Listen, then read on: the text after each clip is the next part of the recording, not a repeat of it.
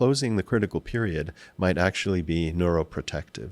If we remove the brakes on the plasticity, then yes, there is a moment for rewiring, but too much of a good thing could lead to disruption or degeneration.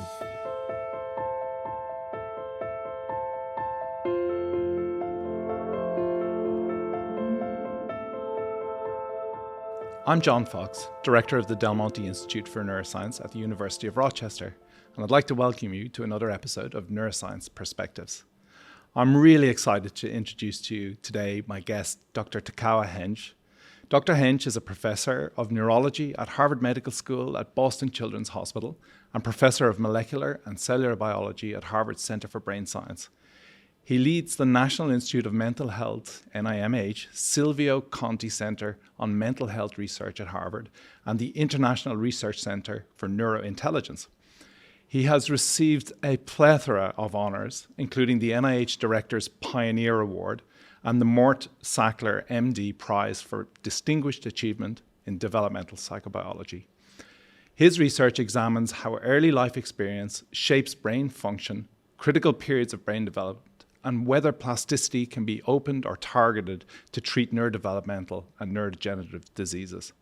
So thank you for joining us, and I'm just absolutely delighted to have you here, Takao, to have a chat here in NeURoscience Perspectives. Welcome to Rochester. Thank you for having me. I know you had a late flight in, so we really appreciate you getting here and joining us. Let's get started with your research. What we're going to definitely want to do is come back and understand your journey into science. But let's talk a little bit about critical periods. I think actually, probably everybody on the planet who's read a basic science book knows about critical periods. And probably baked into their thinking is, there's a very small window of time during neurodevelopment when these periods open up and they close. And if you haven't learned what you need to learn in those periods of time, the game is up. Disabuse us of that notion. Right. Well, throughout human history, we've appreciated the importance of early childhood and infancy in shaping our identities. And this taps into some fundamental biology.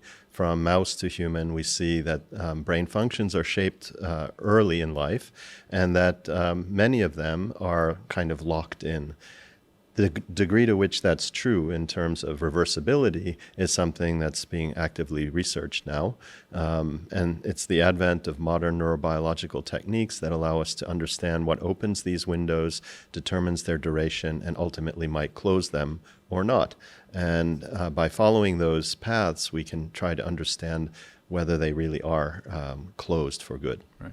And so is the timing of these windows of opportunity to learn specific functions, it's stereotyped across individuals? Is it driven by the environment? What's turning on and off these windows? Well, it's the classic gene-environment interaction question. And in fact, we know that there are many cellular components that contribute to the timing mechanism now, and those are, in fact, sensitive to environment. So the answer is, of course, both are involved. And in certain extreme cases, mental illness, you might see this play out in a very dramatic way as a shift in timing. Right. And are these developmental windows, these critical periods, they're in utero as well as after the birth, is that? That's right. So some systems, like the auditory system, is coming online before birth. And there's a first important notion that critical periods are staggered and not happening synchronously across brain modalities. So different functions coming online over time, and maybe the senses rolling out in a pseudo-sequential form, or? That's right. So there's a rough sense of hierarchy that primary sensory areas, the first filters to the outside world, seem to be shaped earlier than higher cognitive functions. But this is a very rough approximation. The important notion is that there's not one critical period. There are multiple critical periods. Right. And then your research really looks at the sort of the molecular biology and the physiology, neurophysiology of that. And Are there insights that you know, if you were sort of to say, like, what are my top 3 things that I know about this plasticity? What is plasticity, and what are those things that really give rise to the ability to learn? Right. Well, plasticity, of course, is the ability to adapt to change, and our brain is a plastic machine. That's its job. But we know that this degree of plasticity changes dynamically across the lifespan. And so critical periods or sensitive periods arise because early life experiences are particularly potent in shaping the brain. And the experimental work is trying to understand why that is. You know, a reasonable question would be, you know, if this plasticity is so great for learning, why on earth do we shut it down at all? Why wouldn't we stay that way throughout the duration of a lifetime? Right. That is a great question. And I think it's always tempting to think more is better. But as we learn how these windows come about, and there's some surprises that we've come across along the way, we understand better why it's important to dial down and stabilize circuitry. And in fact, we spend most of our life in this more stable processing mode. I guess there are 2 insights I could elaborate on. Just computationally speaking, it wouldn't make sense to rewire with every possible experience. And in fact, that might be a condition akin to certain mental illnesses where mechanisms of closing critical periods are not fully active. And then from... Could you give, sorry to interrupt, yes, but could you give us an example of that? I mean, that's a fascinating notion, that it's plasticity run awry that might give rise to a mental illness. Right. So at the cellular level, plasticity is ultimately about rewiring connections. And one example of that is the pruning of dendritic spines on the predominant excitatory neurons in the cortex, for example. And in mental illnesses like schizophrenia, a hallmark signature is excessive pruning. And so this could be because critical periods have not fully closed and excessive remodeling has been ongoing. And in fact, that's how we got interested in the mental illness angle of critical periods. As we started to unearth the different mechanisms that are involved in closure, they were being linked separately in GWAS studies to schizophrenia, for example. So in the big genome-wide association studies, the genes responsible for this plasticity are popping up as candidates in this terrible disease. That's right. And I'd say that's very interesting, right? So which would also give some explanation, which I think fascinates people, to, like, you know, why does schizophrenia emerge in the late teens and the early 20s, rather than, you know, it's got that peculiar time course to it. And of course, this would provide an explanation for that. Right. Yeah. As well as the fact that these windows happen at different times in different brain regions. And so the kind of executive functions that are compromised in schizophrenia related to prefrontal brain function are naturally where these windows are closing last. Right. Right. It gives me two questions. So, you know, I think people again would be aware now that we now know that some of this development of brain architecture, particularly in the prefrontal lobes, continues right into the 20s. So some of these critical periods are really late in life. You know, not an infancy business. Is that the case? That's right. And in fact, in the human, in some higher order brain areas, they may never really close. And that's the second insight I was alluding to. At a cellular level, the genes that are related to critical period closure seem to be surprisingly brake-like factors that inhibit physically or functionally the plastic process, which would mean that critical period closure is an active process, not the traditional thinking that plasticity fades away with age. That's the phenomenology. Right. But it's actually not because of the loss of plasticity so much as the active prevention of plasticity. And it suggests that if you look at brain regions that have evolved in humans that are not present in mice, for example, and tend to stay plastic longer, sure enough, we find fewer of these brake-like factors there, consistent with the idea that human intelligence has benefited from adding areas that don't close this plastic window. Very good. That's absolutely fascinating.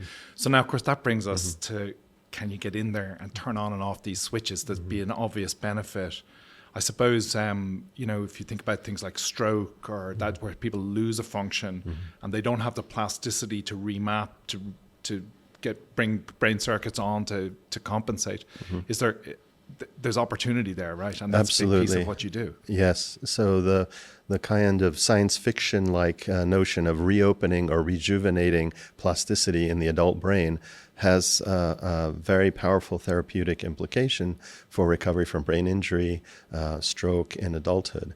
Of course, as you've mentioned, we have to do this in a very measured, careful way because evolution has turned on these brakes for a reason, and we can talk more about that. Right. But the goal with our work at Children's Hospital and other clinically relevant venues is exactly this. Can we leverage critical period biology to recover brain function? And would an aspect of that be spatially specific, targeting and turning on and off circuits? I mean, there's the obvious thing to do something systemic and you open up the whole brain, and this maybe not where you want to go. Right. So now that we know that critical periods happen sequentially in a well-orchestrated manner, thanks to triggers and breaks that open and close these windows, you could imagine how damaging it would be to reopen the whole brain at once. Right. But there are probably some fail-safe mechanisms there as well. And so it's not that we are making the brain plastic so much as opening a gate that's permissive for training to change in a modality-specific way. Amazing. Absolutely astounding. Takao, you were talking about this business of, the closing of critical periods and, at a relatively high level. What can we talk a little bit at more granular level about some of the molecular biology and some insights that you might have there? Yes, sure. I think there have been two very surprising discoveries in the study of critical periods. One is that they are very sensitive to the development of inhibitory neurons, and that the timing of these windows can be movable depending on when these particular class of inhibitory cell matures. It's surprising because plasticity is often studied at excitatory connections onto excitatory neurons, which are far more abundant. But the inhibitory cells seem to drive the bus, and they are of a particular type. They are fast spiking cells. They use a lot of energy and so are vulnerable to oxidative stress, which they generate. And in fact, some of the closure mechanisms are related to dampening this oxidative stress. And so closing the critical period might actually be neuroprotective. And that if we remove the brakes on the plasticity, then yes, there is a moment for rewiring, but too much of a good thing could lead to disruption or degeneration. And a change in this excitatory-inhibitory balance, which is a big piece of our important theory in neurodegenerative disorders. And that's how we got into autism, in fact. So discovering that inhibition was pivotal and that this balance is what we should be looking at, not just LTP of excitatory connections, has really made headway into autism research. Yes. I first came to know about your work because you were working on mouse models of autism. And I wanted to get a little bit controversial because I think, there are a lot of folks out there who say, how on earth is it possible to model a disease as complex as autism, where the symptoms we think about are social communications and, repetitive behaviors and stuff, the sort of defining symptom clusters. How can you possibly be studying that in a mouse? Are you willing to give us a little tutorial on that? Oh, certainly, yes. We would never be so bold as to claim a mouse has autism, but they are a very powerful living test tube of what happens to a complex circuit when a gene implicated in autism is disrupted. Right. And so that's how we treat the model system. Said this with modern machine learning approaches and more sophisticated analyses of behavior and being able to think more like a mouse, we might be able to extract a complex phenotype even in these animals. So I think these two thought processes are running in parallel, but we've learned quite a bit about how local circuits and synapses develop, taking the approach that genes linked to human autism can be probed in mice. Fantastic. Okay, that's crystal clear. Very well put, I must say. If we can we dial the clock back. And we had a little chat before, and I got to hear a little bit about, your trajectory. You weren't born on these shores. So can we go back to the beginning, the genesis of Takao Hensch, and what got you to where you're at, at Harvard, one of the great institutions on the planet, studying autism and mouse models. Where were you born, and how did that impact your development? Right. Well, as you can guess from my name, I'm half Japanese, half German. And my father met my mother in Tokyo. And he was an engineer, computer scientist back in the day. And he was sent to Japan by IBM to design the first Chinese character keyboards. And as you can imagine, there are thousands of Chinese characters. To encode all of that in keyboards was quite a challenge. And he came up with a coding scheme, double byte character set, to encode the characters, even though he didn't speak a word of Japanese, taking a very German engineering approach. And that's still used today in encoding these characters on keyboards. Oh, extraordinary. And during that time, he met my mother. It was around the time of the first Tokyo Olympic Games. And I was raised in a multilingual environment. They took it upon themselves to speak only their native language with me. And then we moved to New York. My father was moved to IBM. Let me jump in. Yeah. So your father was learning Japanese at this point? Or? Yes, of course. Given the job he was asked to do. Yeah. And my mother was studying German, actually, as it turned out. And so they happened to I see. meet in that way. And then his job took him to New York, and the whole family moved to the United States when I was 3. So but at 3 years of age, you're bilingual Japanese, or at least a proto-bilingual Japanese-German speaker. You haven't heard a word of English at this point. Not a word of English, that's right. And then English came in. But fortunately for me, everything was compartmentalized. So English was friends and outside the house. And I grew up in that way. I also attended a Japanese school in New York in parallel to the American school. And so I was able to keep the languages separate in that way. Right. And that's what drew my interest to the brain. Yeah. And that goes to extraordinary plasticity. I mean, I think, this is one of the things, of course, about being in America and painting in broad strokes, but a great number of people in America grow up in a monolingual environment. And just the idea that you can pack 3 entire languages simultaneously into a child's brain, I mean, the plasticity must be extraordinary. Yes, it was surprising to me, actually, that, in school we learn a second language. And so I took French. Oh, so just for good measure, you decided to do number 4. And the French class really opened my eyes that most other kids were not growing up in a trilingual environment. Yeah. And I'm really struggling with it. Yeah, learning French was somehow easier because I guess I was used to the idea of multiple representations for the same objects. Right. And so that's when I started to develop this fascination with how early life experience can change brain function. Right. Amazing. Any other languages that we need to know about? Well, my wife is Italian. Goodness me. I'm working on that. You're working on that too. And finding it easy, or? Yes, it's more confusing because of the French. Yeah. And so it's a latecomer. And of course, different words pop in at that point. Yeah. I'm actually in the process of trying to learn a little bit of Spanish.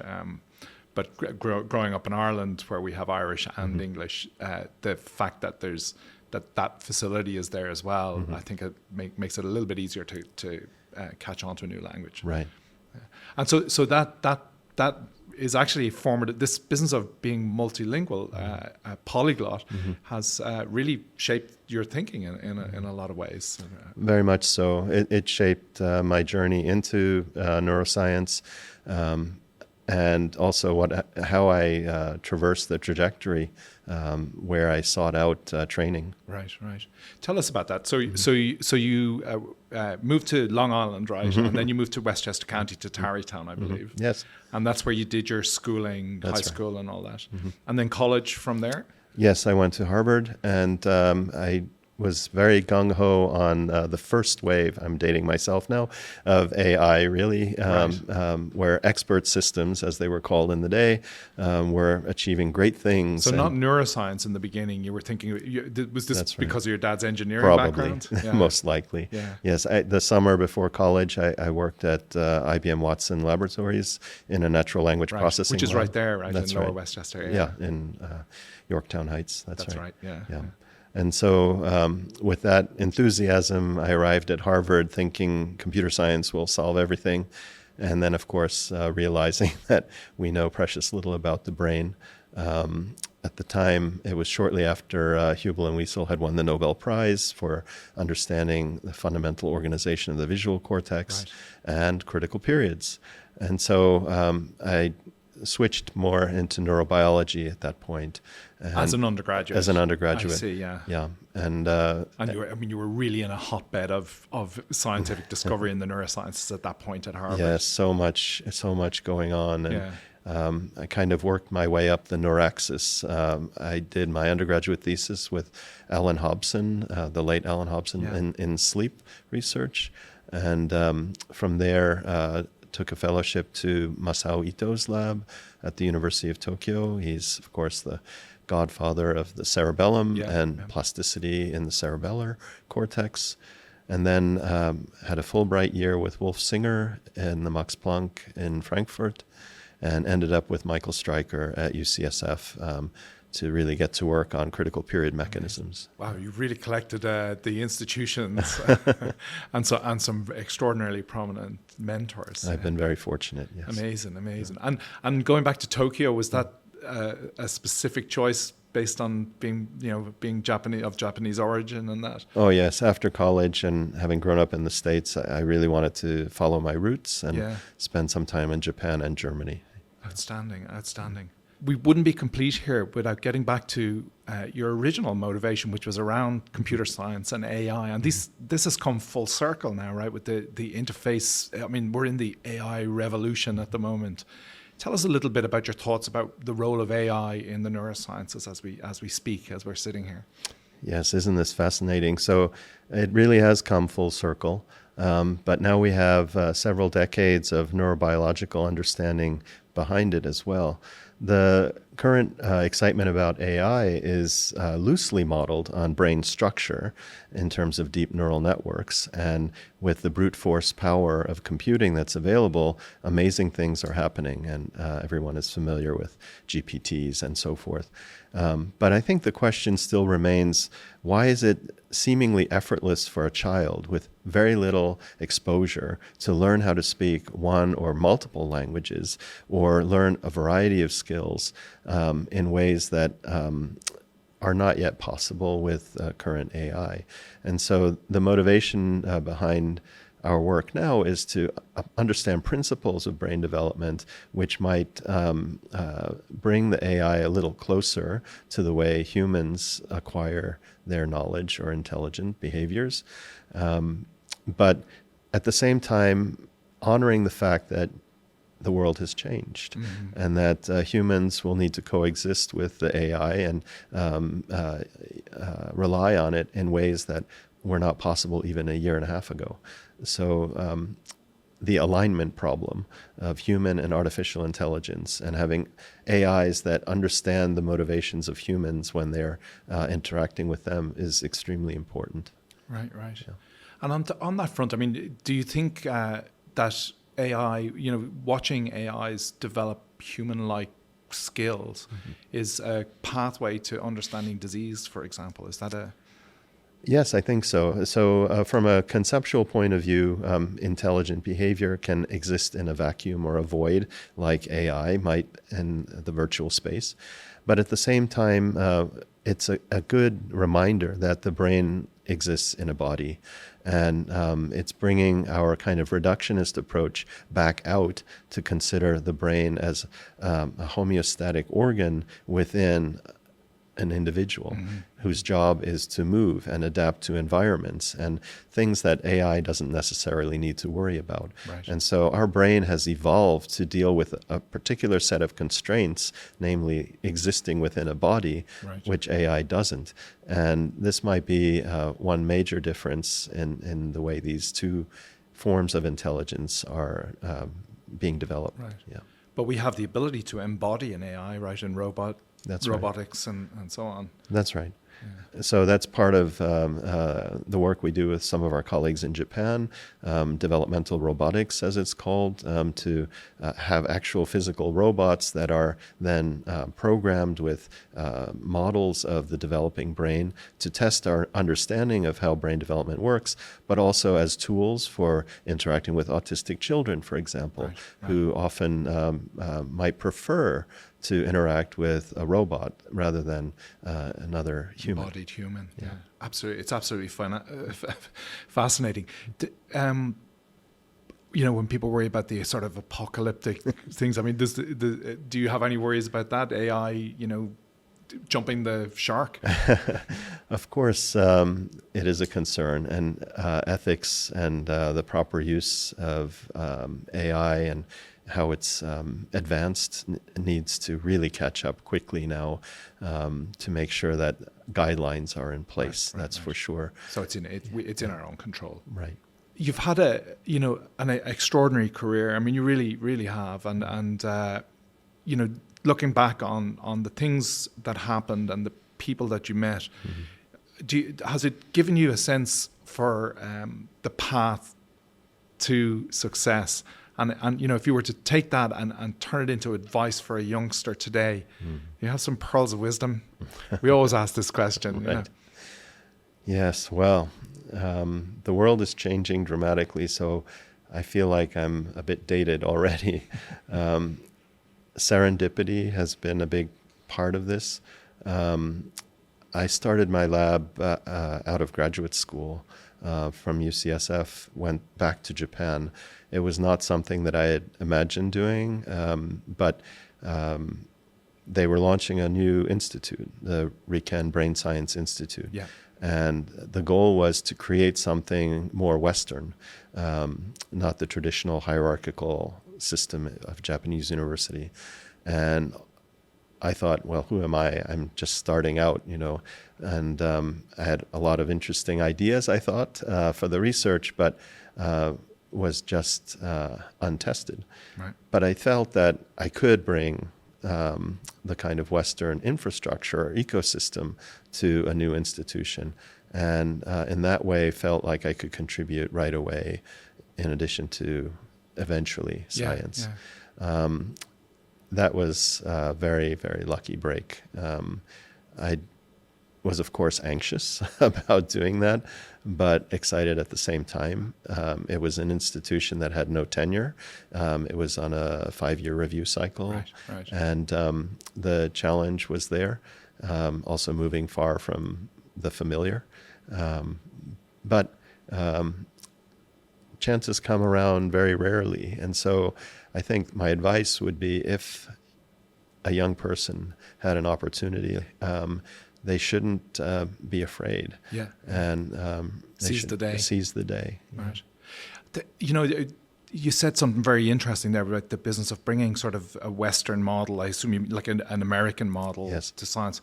Is there something about that makes it intrinsically better or at getting the work done, do you think? Better in the sense that young people are brimming with ideas. And in a hierarchical system like the traditional Japanese university system, And much of Europe. Yeah. Gaining the independence to follow your own ideas takes years of patience and moving up the hierarchy. The U.S. system empowers assistant professors to be independent, with all the risk that comes along with that, of course, but also the independence to follow your dream. Yeah. So stripping away the politics a little bit, and maybe is there a more business model to it? Do you think, is that part of it, or? business model to the American way is very successful for advancing science. The freshest, brightest minds are given the opportunity right away. What's more difficult is the long vision. So I've noticed in Europe and certainly in Japan, grants are designed around long-term vision. And if you're studying something like Alzheimer's disease, which takes years to manifest, it's very hard to imagine doing a holistic study with short 3-5 year grant cycles. Yeah. Very good. Yeah, absolutely.